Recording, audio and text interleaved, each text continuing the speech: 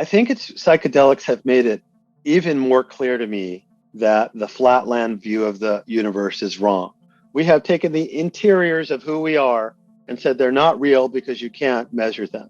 The interior universes are incredibly powerful and affect what goes on the outside. I think psychedelics are a really good antidote to this idea of the separate existence. We are all one big energy shock front, wave front from the Big Bang, somehow quantum interconnected, somehow meaningfully interconnected this exact moment. And I just think that psychedelics help us wake up and help us experience others and what's out there, the planet, the animals, the atmosphere. I mean, these are terrible, difficult times. I think, it's fortunate that maybe a lot of people can wake up, and I think psychedelics are part of that.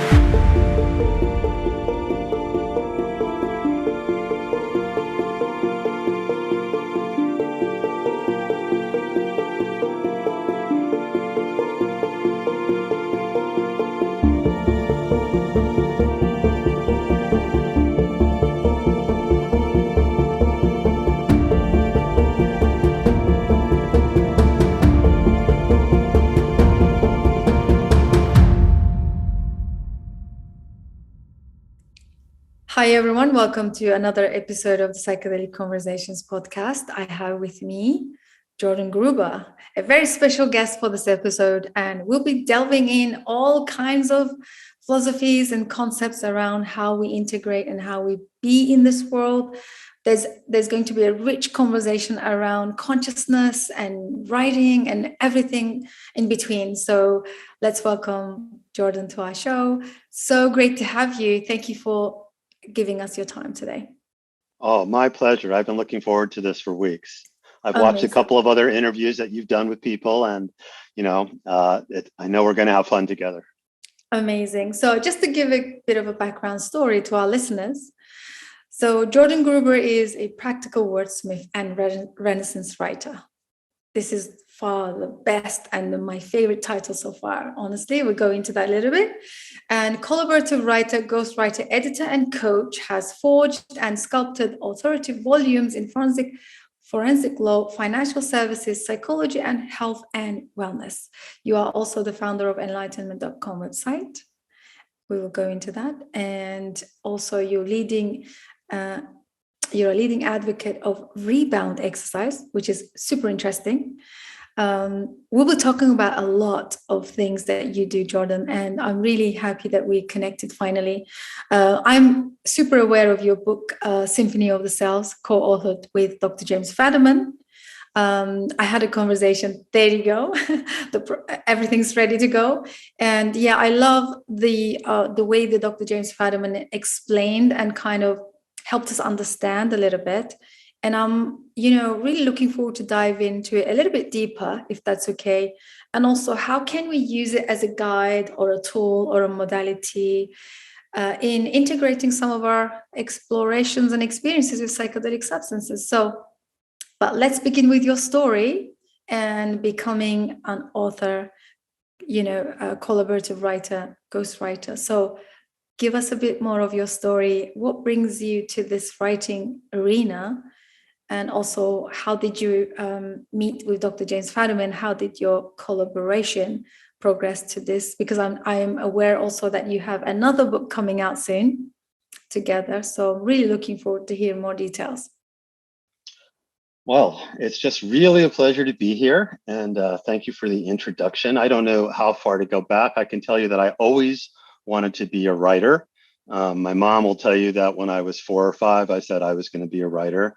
And we had a little old-fashioned manual typewriter, and I would click a bunch of keys on a piece of paper and run upstairs and say, Mommy, did I make any words? When I was like 5 years old. And my grandmother would be yelling in the background, Lola, make him stop it. It's not a toy. He'll break it. So I learned to type really early and really well and kept up that skill. And, I did go all the way through graduate school and get a master's degree in public policy analysis and administration. And then I did get a law degree, but I never really wanted to be a lawyer. And instead, I've always had a deep interest in consciousness, in the psycho-spiritual, as I would call it, going, way back to college, and even in junior high school, I was reading books about parapsychology or psi and, J.B. Ryan at Duke, and was just very aware of all of that all the way through college and all the way up to the present. And that's never stopped. So I've always been very interested in exploring the edges of what we really know about consciousness.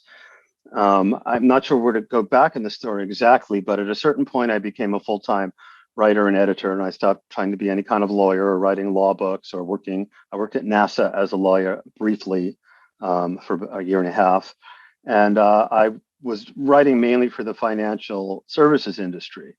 But Jim Fadiman approached me in 2015. So going backwards in time, I moved to Menlo Park, where Jim Fadiman lives, in 1988. And by 1990, I had met him at a conference. And it was a psychedelics conference at Stanford. And I would just kind of walk right up to him and said, "Would you be my mentor?" And he smiled at me and very kindly said, "Who are you?" And we became friends, and our families became friends. And then Jim would occasionally advise me on enlightenment.com. I would meet some of the people in his world. At that point, I was trying to launch enlightenment.com as a real business. I got the first ever recorded interview with Ken Wilber, which is called Speaking of Everything. And I would tell everyone I met that I thought Ken Wilber was so brilliant and go around about that. And so we remained friends, and our families became closer and real world friends, as we only live a couple of miles apart. And then in around 2010, before the Psychedelic Explorer's Guide came out, Jim asked me to help with a couple of checklists in that book. So I kind of formulated those checklists. And then in 2015, he said, there's this other project. Both my wife and one of my daughters are on my case. They say, "Dad, you got to get the book written on multiple personalities, on selves. You've been thinking about this a long time." And in fact, Jim had been thinking about this almost since the start of his professional psychedelic career, which goes back to the early 1960s. And he had a lot of notes, and he decided that, he asked me if I wanted to help him write the book. And first I thought I was just going to get a with credit, but then we came back and realized that we both wanted more than that. We both wanted a full partnership in the book. And so we became full partners in the book, although he's the senior partner. If we have an actual disagreement on something, which almost never happens, he gets his way, and that only makes sense. But it was great because I got to bring my research capabilities, and I was the research and projects editor of the Virginia Law Review. I got to bring my research and my penchant for details together with Jim's 8 outlines. We had 8 outlines for that book. For this book, not 7, but 8, and start from scratch. And then he and I fell into just a beautiful editing flow where we go back and forth and back and forth and back and forth. I wrote most of the first drafts, but it's his initial ideas, but then there's new stuff that neither of us knew about. And it took 5 years to write it, and then it came out, and we're really happy with it. So I think I answered one of your questions. Yeah, wow, that's so wonderful. Yes, you have answered about a few of my questions, actually. It was a journey writing this book, and like getting the permissions for the cartoons turned out to be a journey. And and at the same time, I was also finishing this other book, the one on rebound exercise. I finished both of these books, the very last things, within a week of each other, right as the pandemic was starting. Which is kind of interesting. And but we're very happy with how it came out and the impact it's had on people, although we think it should be much more widely known. I don't understand why there isn't a national level review of this book. Jim is very well known, and this book is really good and fun, and you would think it would be out there. But because the idea is so revolutionary in some senses and goes against so much of the established order, and because it's not from a major publication house, it's not been reviewed by the New York Times or the Atlantic or anything like that. But maybe that will happen after the next book comes out and is hopefully a big hit. Yeah, that's brilliant. Thank you so much for sharing. And yes, now I know how you guys got together and became friends, and I know your background. So that was my question. And also the book, you said it was 5 years long journey. I think this is incredible because by writing this book, I'm sure so many different concepts emerged and so many things just kind of diverged. And then, it's just a roller coaster of, I see as a growth, maybe deeper growth and deeper connections that, came about from this book. And I like what you said about that it's revolutionary and it might take some time. I believe it probably will catch up soon. Eventually, it's always the way, isn't it? An idea comes up and then it's rejected and then ignored, and then suddenly after some time, it's a bit like James's book, the Psychedelic Explorer's Guide. I believe it was out and then nobody cared, and then suddenly in the last few years or something, it's became one of the bestsellers. So I think it's a bit like that, isn't it, the journey? Yeah, that book is actually picking up steam, which is interesting to see because more and more people are becoming interested in it. We start out in the beginning of the book. I don't know if you want me to actually talk a little bit about it and describe the core concepts. Within the second paragraph, we say, this is not a new idea. No, instead, this book is meant to be sort of a tour de force through the history and the psychology and the science and all the different disciplines and what they say about the idea that people might have more than one self, but not in a pathological way. And this was actually a hot topic in psychology for the 1890s and early 1910s until Freud said, no, it's not true at all. And interestingly, we have a really fun chart in this book. I don't know if I can just turn to it. You would think I would know where everything is right now. That sort of shows the flows of influence from different thinkers to different thinkers as to how open they are to the idea of multiple selves. And there's only one really dark box. And that's when Sigmund Freud, who earlier in his career published his very first paper with Breuer about Anna O and her case of multiple personalities, and thanked Alfred Binet and the two Genets for their work in this whole idea of multiple personalities. He was literally thanking and praising other people in his first publication.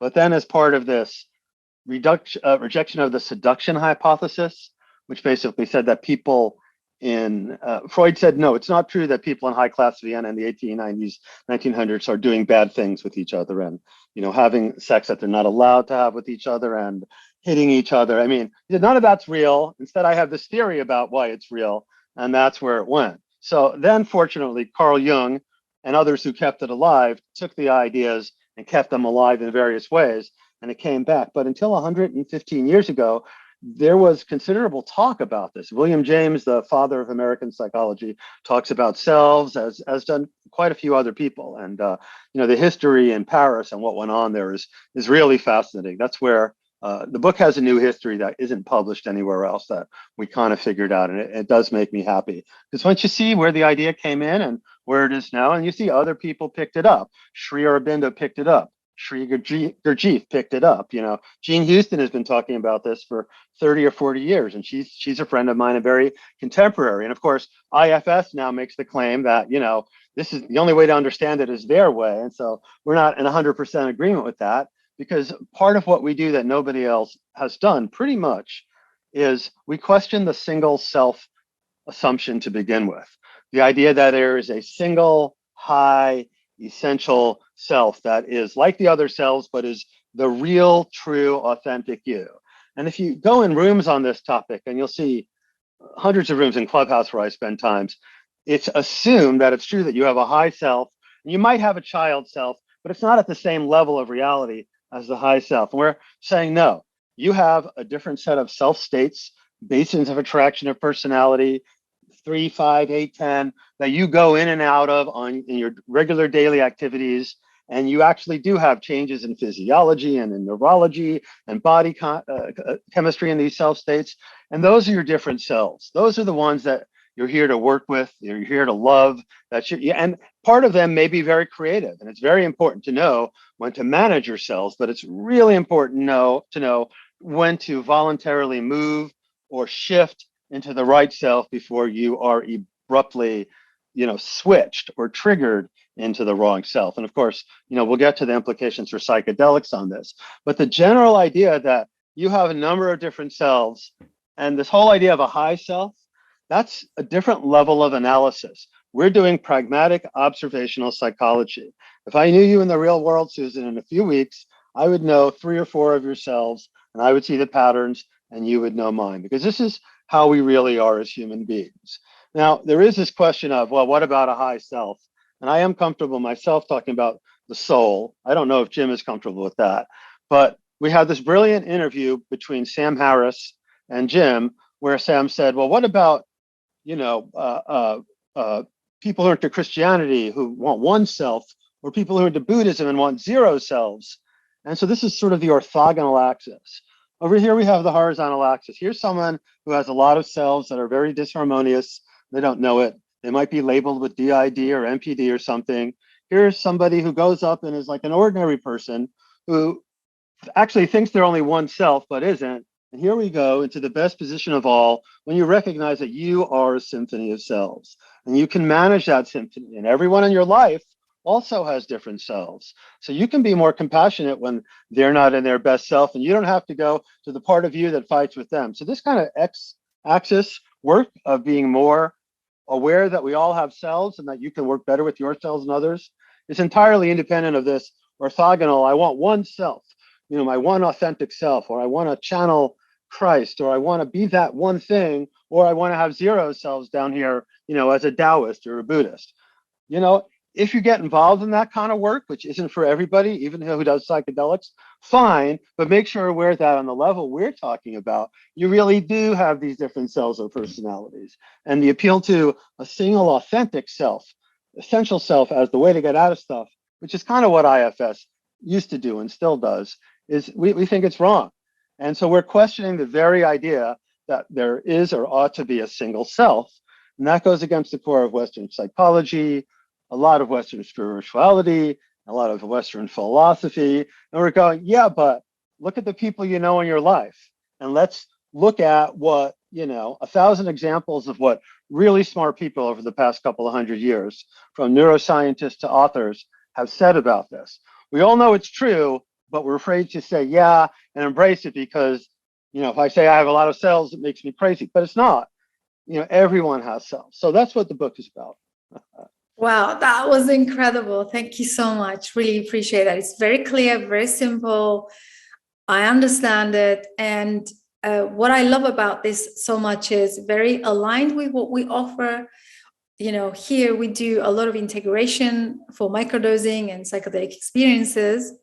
Right. And my passion is always, right, let's forget about the unity consciousness. Let's forget about the higher consciousness, the higher self aspect of ourselves, but let's come back down to the very, you know, real experience of how we are in the world, and can we become a better navigators in this current experience that we're having, which is similar to what you said earlier.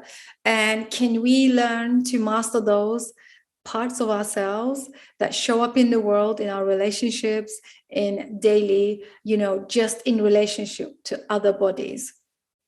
I really love that.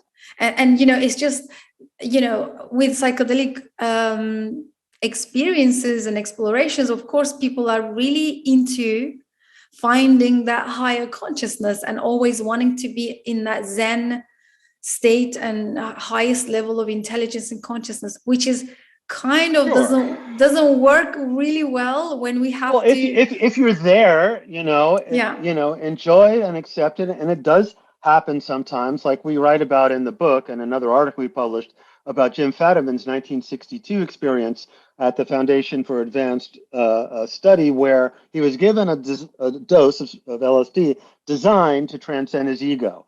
And you know, people who have done large doses know what this is like, and he talks about how you come back into the ordinary self. But I think the point is that, you know, Buckminster Fuller used to talk about how this idea of precession, like the real thing you want happens, and so did Aristotle. If you seek happiness directly, you don't get it. If you go for something that you love and you're good at it, dancing, singing, art, writing, whatever it is, then happiness comes at a 90-degree angle.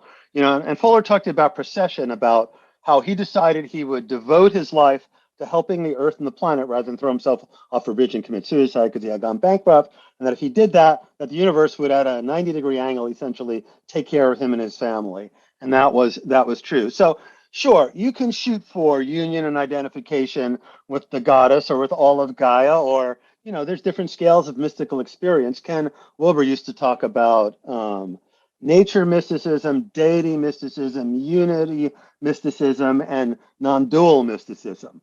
It's great to be in those states, but you can't do them too often, and you're not living in your normal life. And yeah, the selves you have may go away, but to go back to selves and psychedelics, Jim has said that he thinks that an understanding of the healthy selves paradigm is the cornerstone of integration.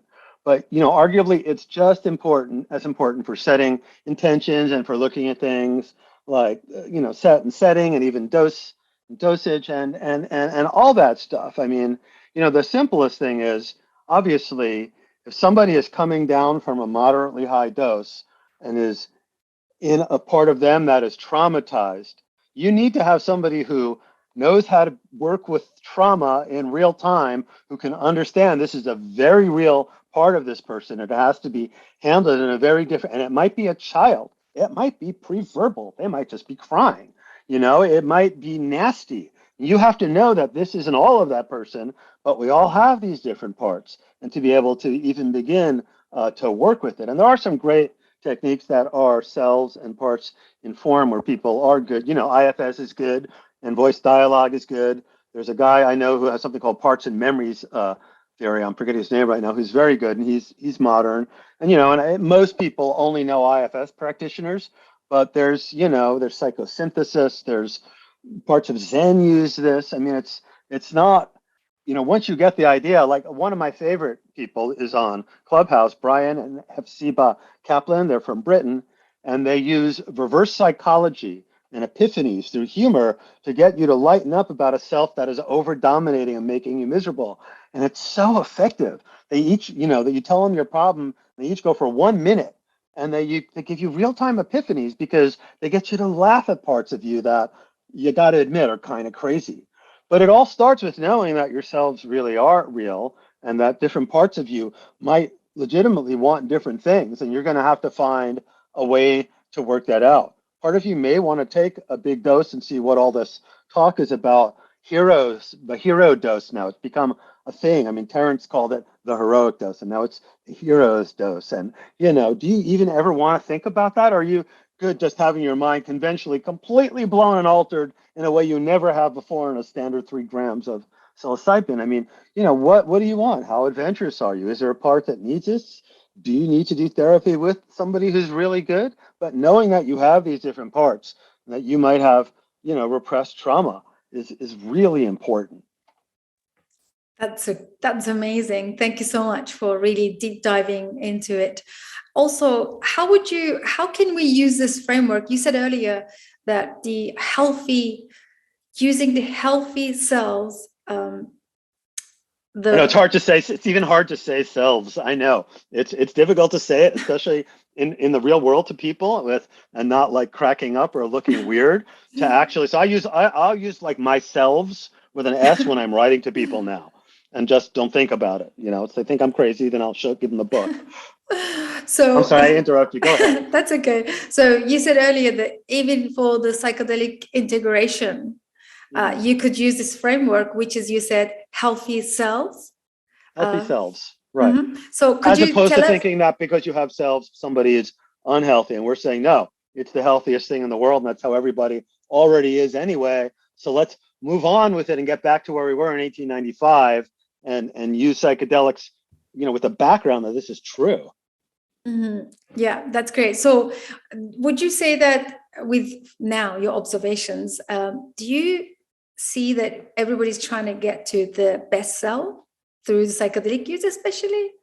Like everybody's striving to, be in that state of the best version, the best self, everything. Yeah. The books. That's complete single self assumption nonsense. What's true is that I have 5 or 6 selves, and by honoring them, by allowing them all to come through me, like I have a very musical self. I love to noodle on the piano and to sing. And if I don't give that expression, then part of me isn't fulfilled. So I bring out the different parts of me that like doing things. I love to bike ride. I took a nice long ride yesterday. It was so great with my tire. My neighbor said, "Hey, don't you want to fill your tire?" I thought, oh my God, they're right. And I filled it and it was so great, So you have to know that you have these different cells to give them all a turn and to let them contribute. So the best parts of me from each of my different selves is my best symphony or constellation of selves in real time. I'm looking to bring the right part of me into the right moment. It's like I almost hate to quote him, but in the book, Herschel Walker, who's running for governor in Georgia now, said, and it was diagnosed, but we have a lot on him that says he really wasn't that crazy. Look what he was able to accomplish. He said, look, you wouldn't want the part of Herschel Walker that was an NFL champion winning fullback babysitting your kid. They're different parts of Herschel Walker. So like, who are the different parts of Susan and where are they best used when? And are there parts that you're not letting out? That's how you get to a best self. If you also have some deeper connection with your soul or, the star family or Gaia herself, or you think you're an alien or you think, I think I'm an emanation of Lord Kartikeya, but most of the time it's not that relevant. It's like you can think any of that stuff, but you've got these parts of you that are real that you can just, you can log it, you can give them names. You'll see that they're really, and some people, it's easier to see because they do things that are counter-intentional. I'm not going to eat this, and 20 minutes later, the hungry part of them is there, and they eat that. Or they're not going to say another word about something to somebody, and like a minute later, they're doing it. They're literally moving into the wrong self at the right time. So we like to say, I haven't used this line yet, is that mental health is being in the right mind at the right time. So that's everything and includes psychedelic preparation, psychedelic experience. And, if you recognize that the part of you that's freaking out isn't the only part of you that there is, it's easier when you're freaking out, even if you're stuck in it. And then integration, all of that is, if James and I are correct, and this is how everybody is really built, it's a fundamental core assumption about everything we do in psychology and beyond. And that's why we're so excited about it, because to Jim, it was obvious going back 40, 50 years that everybody had these different parts. And once you look at it, you go, okay. I love that. And, I use a lot of this in a different way, of course, in my own interpretation, especially in big psychedelic experiences. For example, if somebody is really tapped into the trauma, the self that had experienced the trauma, for example, right. Or if it's something, an experience, like you said, pre-verbal, or maybe a toddler times, experience of a toddler. And I always give this example of at that point, who shows up? The toddler, the angry toddler, raging, ready to burn the village down and everyone in it. So there is this toddler tantrum that is really rebelling against this, whatever's happening in their experiences. So I use these little examples through the integration of psychedelic experiences that people have, big or small, doesn't matter, even the microdosing. And now you have given me a bit more broader context of bringing in, it is not about the, how we show up and how we are, but actually increasing in awareness, a bit like what Jim said as well in our conversation. He said about the addict, who's actually showing up to the therapy in the morning. Right. It's a great example. Right. So again, as a facilitator myself, in UK, we have this saying, like, we wearing a hat. So there is this, I'm wearing my mum hat today, or I'm the facilitator. There are hats that we're always wearing. It's actually metaphorically, symbolically, it's exactly what you're saying about, I'm actually tapping into myself that is a mother, and then a friend, and a facilitator, and a therapist. And like you said earlier, so many parts of me, so many selves that I carry. Let's do two things. Let's go through the Alcoholics Anonymous example, and then go into cells and Carl Jung a little bit more. So with Alcoholics Anonymous, if you look at the studied published rates, it actually does better than most therapists who work with alcoholics. Not all, of course, there are some people who are good, but by and large, AA is very effective. And that's because if you've ever been to an AA meeting, and I've been to a couple, although I'm not an alcoholic, one of the things that all of the regular members say is, my name is John Smith and I'm an alcoholic. They start out by literally bringing the part of them that has this problem into the room to be seen, witnessed, and validated and worked with by other people who have the same exact problems and issues. Now, contrast with that with, let's say Mary's sick of John's drinking and she sends John to a therapist. John agrees to go, but the part of John that drinks too much might not show up for 2, 3, 4 sessions with the therapist because that part's literally not in the room. But in AA, when you bring that part into the room, it's just really powerful. And that's why it works so well, we think. I once told that to a woman in a hot tub in a hotel who it turned out was a practicing therapist in this field, and she was very angry at me and disagreed. But anyway, let's talk a little bit about Carl Jung and what happened. After Sigmund Freud basically turned his back on the whole situation that had occurred in France at the Salpêtre hospital with I'm forgetting their names right now, even though they're so in front of my face. But after Freud said no and rejected the seduction hypothesis and rejected hypnosis, rejected selves, very soon after that, Carl Jung had his break with Freud.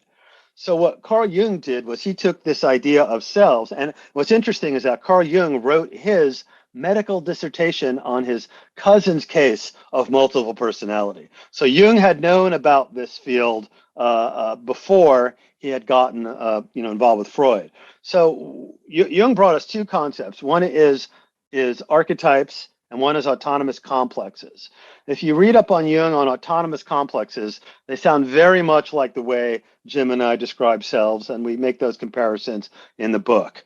People are more familiar with archetypes. And what you'll hear a lot of, especially in clubhouse rooms, is people talking about the inner child. But usually they're talking about it as an archetype. They're saying there's this pure, wonderful, wise part of you inside, and that's the inner child. What we're saying is a little different, is that there are actually parts of who we are that are young, that are still very young, and we can have more than one of them, and that is what actually your inner children really are. So I was in a men's group with my men. I've been in the same group of wonderful guys for 10 years, and I got in touch with the part of me that was a very young, crying, picked on, beaten up girl living inside of me, and I got in touch with that part.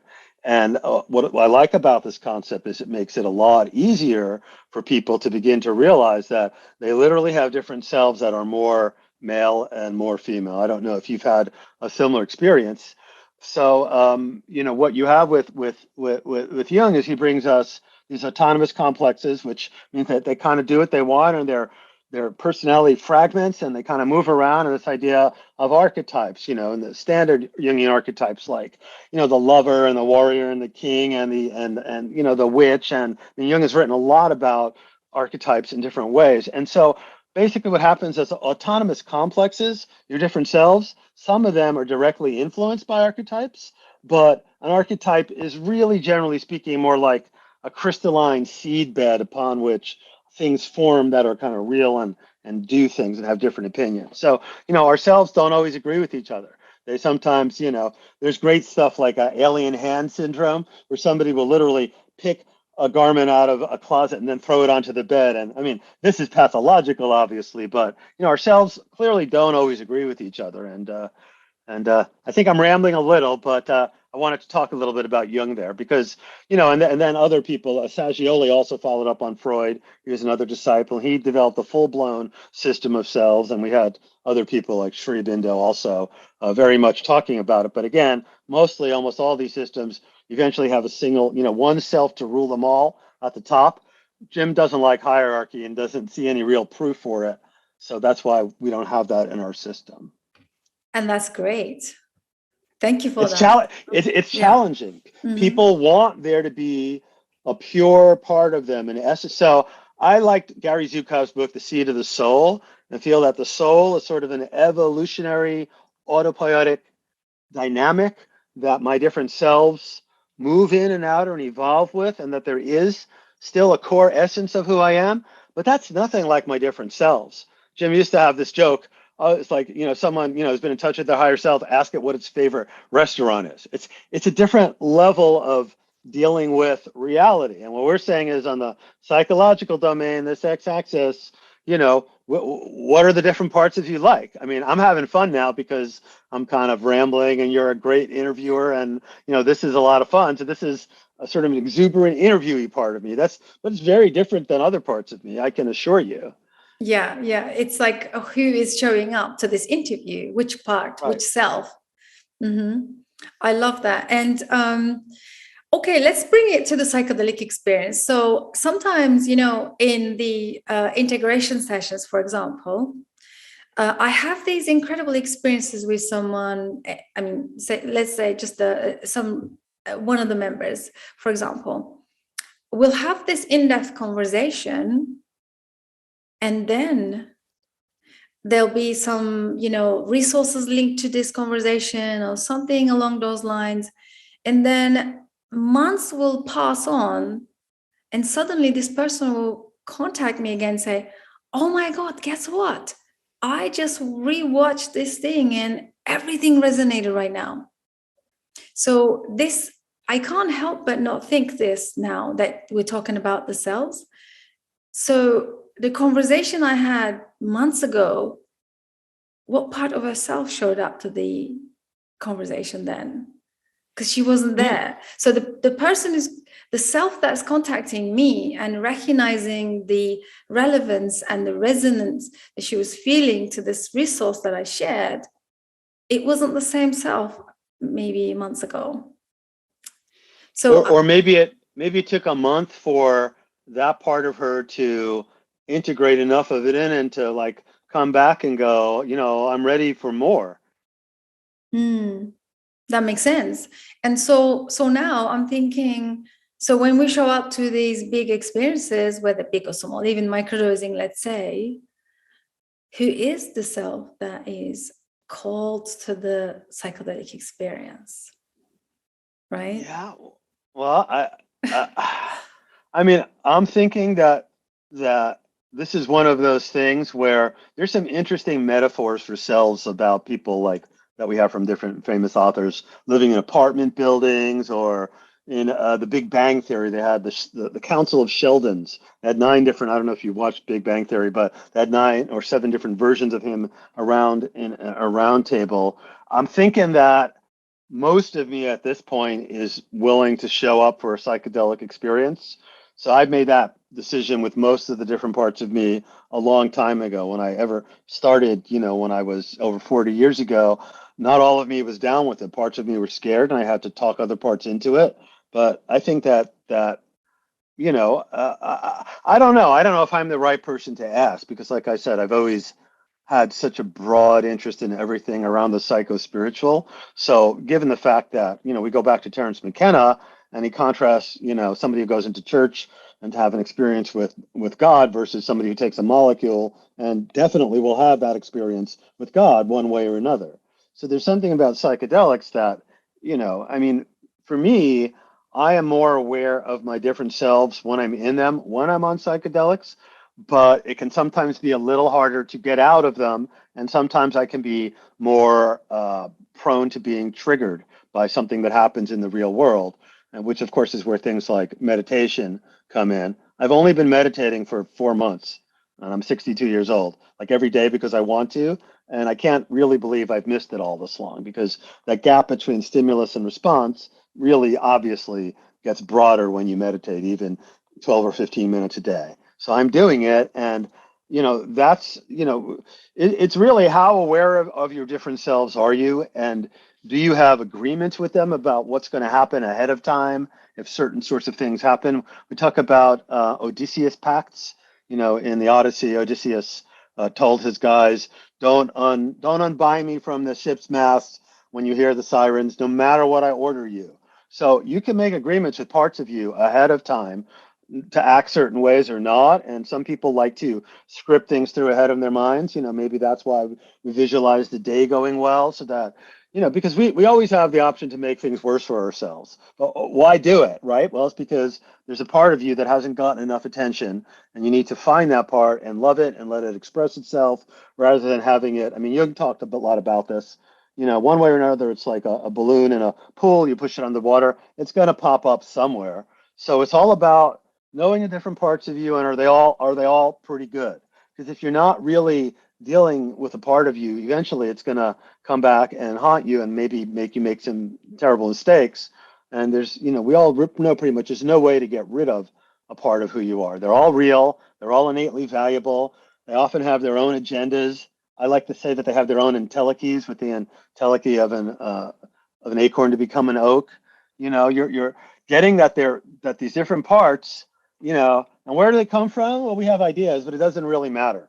The book goes through what different people have said, where the selves come from. Are they on a biological or level, or are they on a spiritual level? Is it past lives? Is it the way your parents spoke to you and raised you? It's like, yes, and it's probably all of that. But the first step is knowing that you have these parts, so that, when someone you know and love does something that they've done it again, then you decide which part of you to go into in responding to them.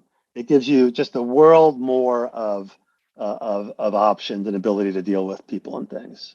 This is so grounding and beautiful. I just want to share something, if that's okay. Of course. I have recovered from retail addiction. Years and years ago, I was really addicted to buying all kinds of things. And when I started become really aware of this self, I used to ask my close family friends to stop me if I head over to a shopping mall. Like if we're going for a coffee, for example, let's not have a coffee in a shopping mall. Let's go somewhere on a quiet street, so there are no shops, right? So this is my mature self, having the awareness and realization of this addict and these tendencies, they never die. They're always waiting quietly to always, surface. So I used to put things in place for friends, for family members, even to physically pull me away if I'm heading to a shop or somewhere to buy something, or even a clothes shop. Even if I'm browsing, for example, I would ask them to physically pull me. I just know the power of our tendencies. And I love what you said earlier. These parts, they never go away. They are here to stay. Doesn't matter how they form, where they come from. And I just want to just close it with this. One of my most controversial concepts that I use in my programs, that we don't heal. We just become aware of ourselves and our parts and our tendencies and our ways. That's healing in a nutshell, because now you have a choice. Well, it's great that you have such an awareness that if you even get kind of close to, that's like that story about the big hole in the street and this person walks into it, and the next day they walk up and they look down and they fall in, and finally they go on the other side of the street, and finally they go down a different street. So that's one way of managing the knowledge that you have, that this part of you, if it gets going, and if that part of that self gets going, it's gone. It'll happen again. I mean, I actually know somebody with retail addiction, and it's shocking. People think you're joking when you talk about Imelda Marcos, but there are people who really can't stop. I mean, there's some things I like to buy, but I've never been addicted to buying things. So I don't get that one, but I have other things. And I would say though, that part of you, it also has, I'm sure, positive traits. Maybe it's the part of you that likes to dress really nicely and beautifully and present yourself in the way that makes you happy, and the way that works well for your business and your family. And there's other parts of that. So one of the authors in the book is a woman named Kintless Stryker. She's a therapist who works with people in the criminal justice system, and her expression was learning how to love them all up into the whole.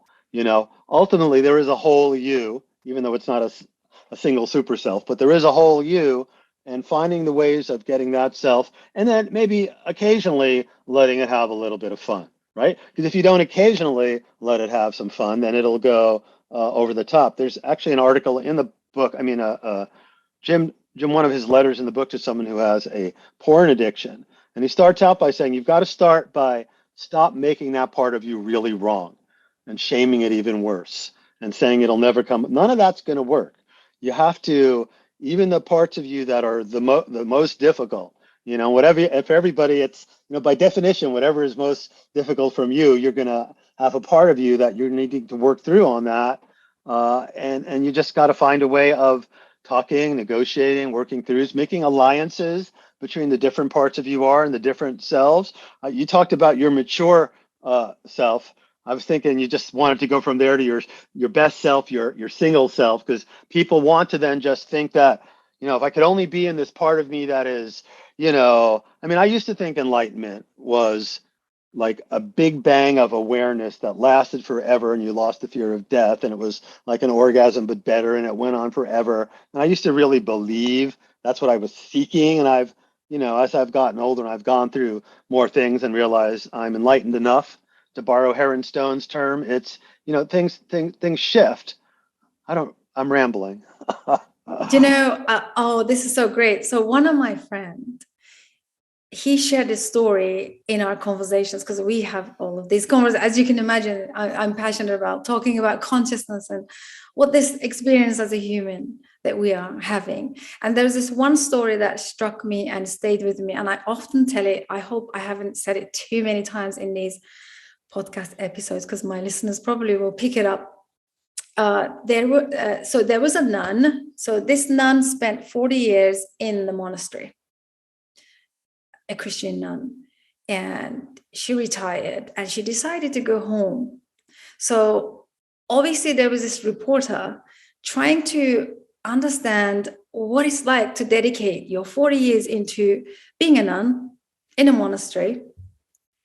And he wanted to ask some real deep, questions like, what did you do? Did you speak to the God and the angels? Did you see angels? Did you see spirits? And then she just paused and she took a silent moment and she said, I've learned two things: how to sleep and how to eat. So it's a bit like this. So what you just told us about the enlightenment, it is actually that, just becoming super aware of this physical existence and our experience, I believe. So that kind of became my guiding force in everything I do. Right. The sacred and the ordinary are one. We want the sacred, right? We want the big bang. We want, the 3 grams on the ocean, like my favorite thing to do. Sure, that's great occasionally, but it's slowing down. For me, it's slowing down enough to be with my cats. When one of my cats wants on my lap, why would I not give her that 3 minutes, even though it's a complete interruption and I'm in the, it's like, we always think it's a materialist fetish, approach, right? We always think that there's another better thing to get or another better place to get to. But one of the trans-channeled entities, I think it was Bartholomew, said there'll never be a moment with more God in it than this one. Oh, I love this. Oh my God. So my online mentor, Caroline Mace, I'm not sure if you're aware of her work. Oh, I know who she is. Yeah. Oh, I got a couple of her books. Oh yeah, she says the same thing. Every moment you need to bring awareness to that moment and say, this moment, just like this, will never come again. Mm-hmm. I think it just kind of, again, grounds us in this experience. Beautiful. It's the same thing with mindfulness generally, with being, it's all about being present. And there's some cute things people say about presence, and there's a cute little rhyme about that, which I can't remember. But it's all really slowing down enough. I always want to think I haven't accomplished enough, that I need to do more, that there's some further goal and all that. And that is what is antithetical to enlightenment, right? The idea that you're not enlightened prevents you from experiencing enlightenment in real time, whether you're at the nature mysticism, the deity mysticism, the unity, or the non-dual. I never really agreed with Ken Wilber's ranking of those, but it's a useful system just to realize that people are having, brilliant states of awareness of all different types. And, I don't think there's any better or worse in all of that stuff anymore. I used to, but I don't. Yeah, I guess this is a real good example of growing up. And yeah, I know Ken Wilber's philosophy as well, and, their framework. But I think growing up simply is just this whole awareness of and bringing everything together, and all of us, all the selves together. And I love what you said earlier about the addict part, the traits. It's true. Some of the greatest things that I have achieved in my life is because of the addict part, because of its, the high intelligence that it carries, and that Right. and that It's energy, it's focus, Mhm. it's right, Exactly, all that stuff. right. So now that awareness helped me to channel all of it into what is meaningful. Isn't that Right. amazing? That's great. Yeah. So you've got an agreement with that part of you. You found a way to harness it and keep it happy, and maybe occasionally let it have a little bit of fun, just a little, Exactly. with somebody else to pull you out. Exactly. I Pull always you out have of the my hole. allies. Yes, my allies are everywhere. I always ask them. But this is wonderful. This is what a lovely conversation. And I know we're coming to the end of our conversation, but I was going to ask you about your future projects. There's a couple other things I wanted to have a conversation about, but for now, your future projects and your books. I know you're writing another one with Jim. So if you want to tell us anything that you'd like to share with us going forward. Sure. Yeah. So it's interesting because sometimes what I do with people is I'm kind of the very in-depth editor sounding board. I rewrite a lot of stuff. I give them ideas they don't have. And so I've got two books like that coming out. One is on mindfulness for law students. I mean, it's not by me. I just get thanked up front, but and I'm actually going through the proofs from the publisher right now. And it's such a good book on mindfulness, even though it's for law students. I'm really hoping that the author, whose name is Scott Rogers, and it'll be called Mindfulness for Law Students. I'm really hoping he takes this material and repurposes it everywhere, because he does stuff like breaks all mindfulness experiences into four basic types, which are focused attention, body scan, open monitoring, and connection. It's just like a really nice take on things. And he has this idea of constructive solitude, how, I learned this in Clubhouse when I turned on some of the audio rooms and it was just me. That was better. Every day I needed to take time. This is before I started meditating, but every day you need to take some time just to be alone with your interiors, with how you feel. Forget the input of everybody else. So no podcast, no nothing. Really be alone with just how you're feeling. So this book on mindfulness for law students is coming out, and I have a client named Cindy Golan who's got a book on shadow play. So this is very Jungian, a lot of dream stuff. And I've never seen anything like this book. So both of those will be out this summer. And yes, Jim Fadiman and I are working on a book. It's going to be his more up-to-date book on psychedelics and with the focus on microdosing. But it's a very exciting book because it has a lot of intimate history of famous and interesting people that only Jim knows. And so, Richard Alpert, Ram Dass's mentor at Harvard, Timothy Leary, Ken Kesey, Jim Fadiman met his wife at a double date and Dorothy was Ken Kesey's date at the time. He was in that community. Myron Stolaroff, Al Hubbard, all the people at the foundation, what went on in Stanford, what went on in Harvard, what was going on in the whole country, and what it was like to be doing research in the early 60s and built your whole career around this and find out that they'd made the research illegal. So it's part of the book is going to be really wonderful, the history part, because Lucy Walker, who's Michael Pollan's videographer, did a long, in-depth video with Jim where she kept saying, but like, really, how did it feel? Lucy was just amazing in getting Jim to come up with more anecdotes. So we're hot on the heels of that, although we don't have a publisher or we're not anywhere near complete, but we've written, a good deal of the book and we're making good progress and it's a lot of fun. And there'll be stuff on protocols and dosage and different conditions and reports. Why is it that they call Jim the father or godfather of microdosing and all that stuff? So I get to have a with credit on this book. I'm going downhill. I used to be a co-author. Now I'm only getting a with. No, just really kidding. It's very exciting to have Jim come out with this level of history and insight. And I'll give you just one example. There's a lot of talk about protocols, right? And, there's every other day, the Institute of Netherlands, there's Jim's 1 day on, 2 days off. There's the Stamets, which has changed a few times, but it's 3 or 4 days on, a couple of days off. There's all these different protocols, but the bottom line is Jim sent me this email and it was called Final Summary on Protocols. I was expecting like a chart or a couple of paragraphs. It's one line. It was not too much or too often and not too long without a break. And what that does is it uses Jim's amazing ability to reframe things and get to the core pragmatic. We're pragmatists. Jim's and William James's tradition. We care about selves because this is how the world actually works. And that phrase of not too much, not too often, and not too long without a break, however we word it exactly, it captures the spirit of what's important and true about that without having to go into any of the details. It's the spirit of the idea is very clear. And if you've got that down, you're a long way to, figuring out that if you're wanting to do it every day, or if you don't feel okay with that, you don't even have to get there because you've got this very simple wisdom aphorism, already up your sleeve. So basically the book is full of things like that. And we're, hoping to find the right agent and publisher and get it out to the world. That's wonderful. I just love the simplicity of everything you guys are doing.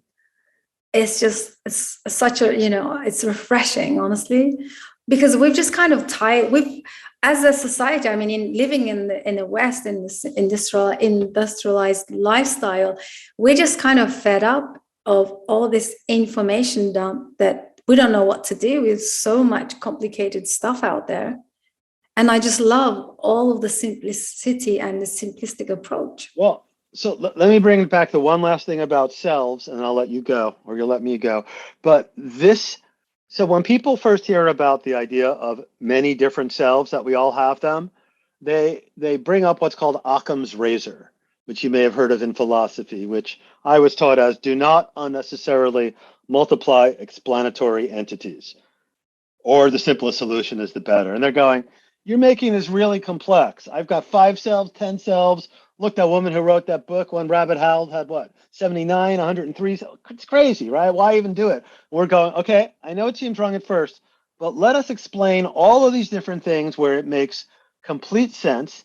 Taste Occam's razor. And then the metaphor is before they put the sun in the center of the solar system, before we had the Copernican revolution, they had ways of justifying the funny data. They had observations, a lot of them, and it didn't make sense. And they had these things called epicycles. They were very complicated, curly-cued things that made sense of what they were seeing if the Earth was at the center of the solar system. But when they put the sun in, everything was a lot clearer and sharper, even though there's still, 7 or 8 planets and this and that, and Earth is number 3, but it makes sense. It all works. What we're saying is, if you take away the filter of the single essential super self at the heart of most spiritualities, religions, and even IFS and most talks about selves, you get to the way things are actually with us. And it's much simpler. And apply Occam's razor, apply it away. This makes more sense because it's the way things actually are. So it's hard to do because language, we call it the single self assumption, because all of language is made to make you feel silly or wrong if you start expressing yourselves in real time with your friends. But you try nibbling at the edges and you find you can do it in writing, and it brings you back. It brings you back to talking about yourself in the third person or by name, which is more effective for a lot of reasons. It lights up the frontal cortex instead of the amygdala when you use I. I mean, the whole thing works, but it goes against all of conventional science and religion and most new age stuff and almost everything you hear on Clubhouse and most people who are working with selves. So it really is revolutionary. But once you try it, you'll go, yeah, what they're talking about is not a big deal. I already understand it. And yes, I do have these different selves. And so does my husband. And so does my kid. And even so does my pet, And that's wonderful. Thank you so much. Sure. Before we let you go, one last question. Sure. Your personal experience with psychedelic substances, and how has it informed your life, your career, and everything you're doing, and your values, and what you're passionate about right now? I know that's quite a lot, but... No, I think, yes. Well, I think psychedelics have made it even more clear to me that the flatland view of the universe is wrong. We're back to Ken Wilber. we have taken the interiors of who we are since Descartes and said they're not real because you can't measure them. The interior universes are incredibly powerful and affect what goes on the outside. So I know personally that things like telepathy or thought-to-thought communication, or mind affecting matter at a distance, or synchronicities that are more than just synchronicities. I mean, I have had many experiences of incredible energy events. And the ones that I've had that have been on psychedelics are sometimes more clear and more powerful, but not always. But when you're on psychedelics, it's easier to get that, oh, this is what's actually happening, because I'm freer to see it. I'm freer to take the non-judgmental part of me and bring it out and actually just experience what I'm seeing right now. And, yes, I'm seeing energy auras around this person, or yes, my group of friends and I have affected the weather, or, yes, I know exactly everything this person is thinking or saying, and we're having the same thoughts at the same time. Or, I gave a recording recently to an old friend of mine. I had an incredible psychedelic teacher named Bill Eichmann. And there was a time when we were way out there and he looked at me and he said, I know what you're thinking. You're thinking if you throw that switch, you'll get immortality, but I think it'll probably kill you. And how he knew what I was seeing in my mind at that moment, I will never know, but I didn't question our interconnectedness. So I think psychedelics are a really good antidote to this idea that of the separate existence. We are all one big energy shock front, wave front from the Big Bang, somehow quantum interconnected, somehow meaningfully interconnected this exact moment. And I just think that psychedelics help us wake up and help us experience others and what's out there. I mean, I think there's a deity behind mushrooms and the mycelium, but I already, from when I was a pagan, felt Gaia as being real and saw her coming up over the horizon in a sky-clad ritual when maybe we were all on mushrooms, and feeling the reality of that goddess level of reality. I guess that would be deity mysticism. So psychedelics for me are just part of the warp and the woof of the fact that we're co-creating reality right now. We are co-scripting, co-writing reality. Jeff Kripal talks about this in Mutants and Mystics, one of my favorite books. And when you realize that you're doing this and everyone you know is doing this, you can make it a little better some of the time. And psychedelics just help you get a clearer view on how real it all is. And it, helps you use yourselves better and become more aware of them.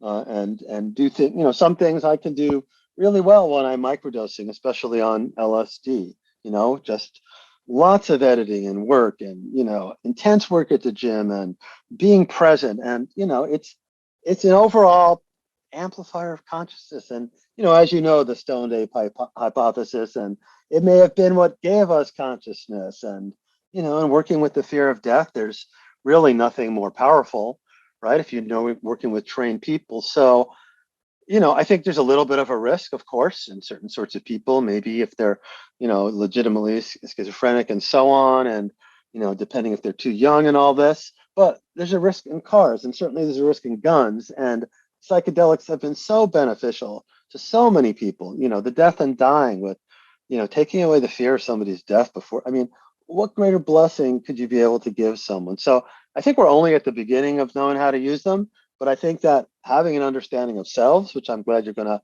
help us bring to the world, really helps and makes it a lot clearer, because you're working with the world as it is, rather than trying to do that spiritual bypassing, get to that single super self way up there that's going to give you all the, it's like, no, forget that kind of grasping. That's not what we're doing.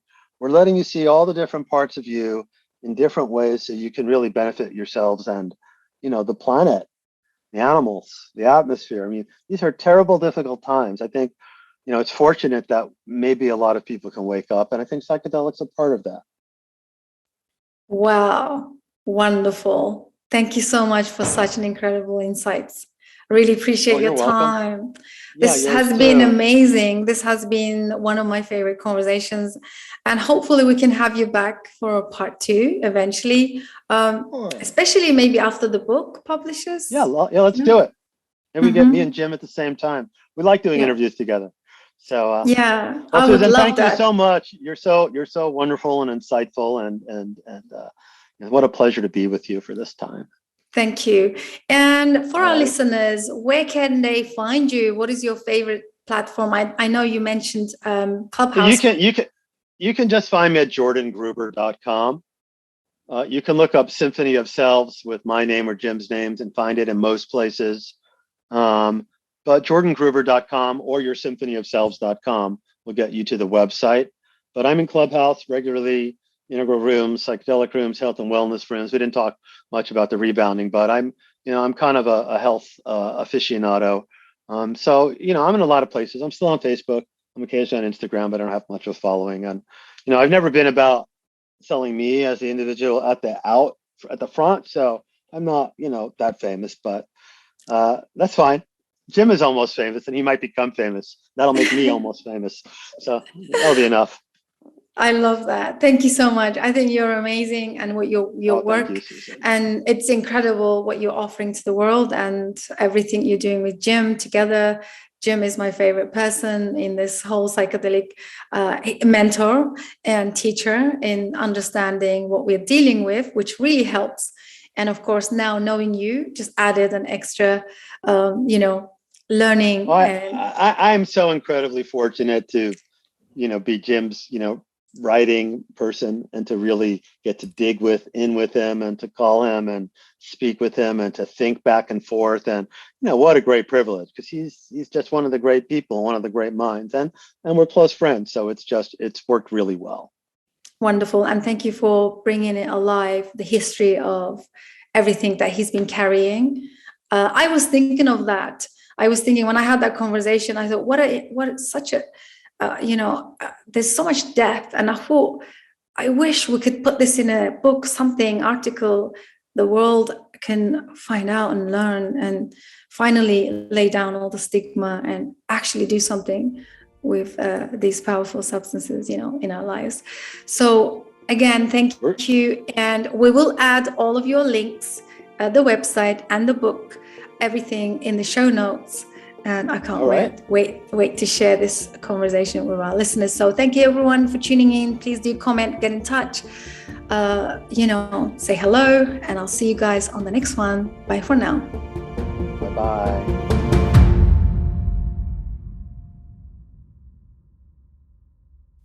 Thank you so much for joining us. Psychedelic Conversations podcast is designed to educate, inform, and expand awareness. For more information, please head over to psychedelic-conversations.com.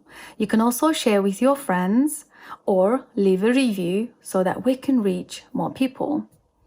You can also join us in our private Facebook group to keep the conversation going.